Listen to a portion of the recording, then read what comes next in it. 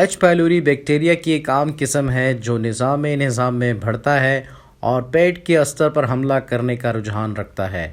2018 کے تجزیے کے مطابق دنیا بھر میں تقریباً 44% لوگوں کو ایچ پیلوری انفیکشن ہے۔ ایچ پیلوری انفیکشن عام طور پر بے ضرر ہوتے ہیں، لیکن یہ معدے اور چھوٹی آنت میں زیادہ تر السر کے لیے ذمہ دار ہوتے ہیں۔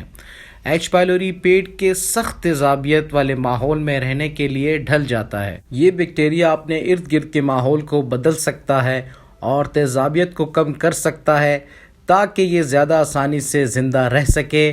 ایچ پیلوری کی سرپل شکل اسے پیٹ کے استر میں گھسنے کی اجازت دیتی ہے، جہاں یہ بلغم سے محفوظ ہوتا ہے اور جسم کے مدافعتی خلیے اس تک نہیں پہنچ سکتے۔ اس سے پیٹ کے مسائل پیدا ہو سکتے ہیں۔ ایچ پیلوری اکثر بچپن میں کسی شخص کے معدے کو متاثر کرتا ہے، اگرچہ بیکٹیریا کے اس تناؤ کے ساتھ انفیکشن عام طور پر علامات کا سبب نہیں بنتے ہیں۔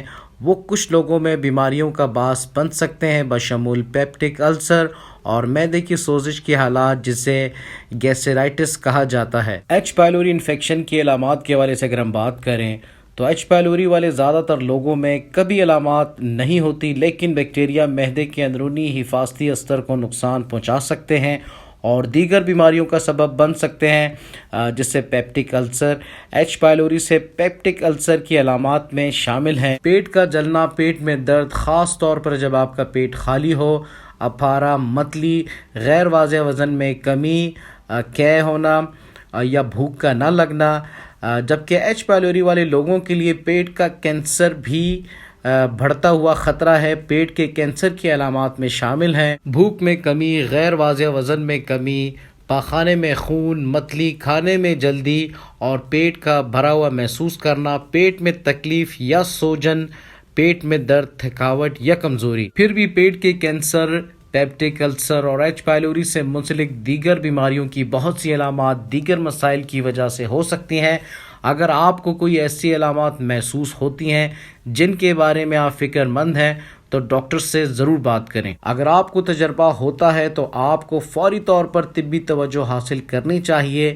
نگلنے میں دشواری، خون کی کمی، پخانے میں خون، کالے رنگ کا پخانہ یا الٹی۔ ایچ پیلوری انفیکشن کی کیا وجہ ہے؟ ابھی تک یہ معلوم نہیں ہے کہ ایچ پیلوری انفیکشن کیسے پھیلتا ہے۔ بیکٹیریا کئی ہزار سالوں سے انسان کے ساتھ موجود ہے۔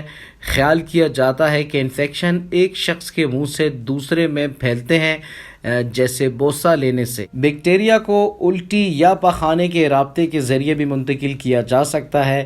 ایسا اس وقت ہو سکتا ہے جب کوئی شخص باتھ روم استعمال کرنے کے بعد اپنے ہاتھ اچھی طرح سے نہ دھوئے۔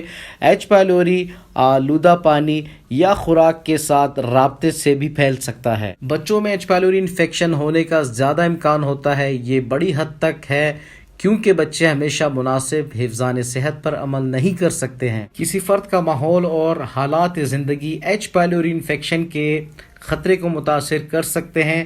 آپ کا خطرہ زیادہ ہے اگر آپ ایک ترقی پذیر ملک میں رہتے ہیں یا صاف پانی تک رسائی کا فقدان ہے۔ تو دوستوں، یہ تھی ایچ پیلوری انفیکشن کے حوالے سے کچھ ضروری معلومات۔ امید کرتا ہوں کہ آپ کو ضرور سمجھ آئی ہوگی۔ Thank you so much for watching. السلام علیکم۔